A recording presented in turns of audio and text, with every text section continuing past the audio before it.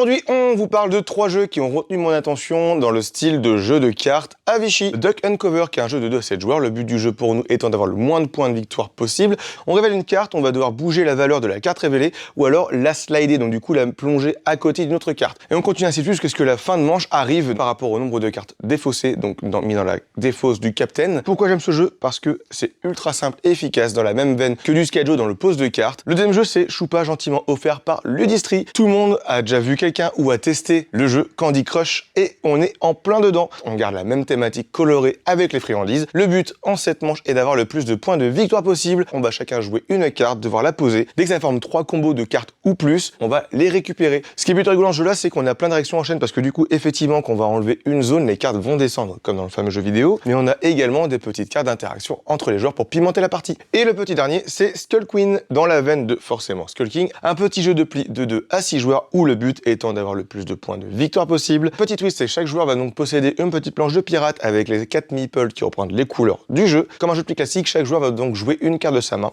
Celui qui aura joué la valeur la plus haute va donc monter. Celui qui aura joué la valeur la plus faible va donc descendre. On va avoir des cartes avec des petits twists. La carte directement pour gagner, la carte pour perdre. Par exemple, pendant la manche, celui qui aura joué la valeur la plus haute va monter de 2 fois, alors que celle-ci va donc descendre de 2 points. Et celui qui aura plus de pirates encore sur la planche aura été élu meilleur Jack Sparrow du monde.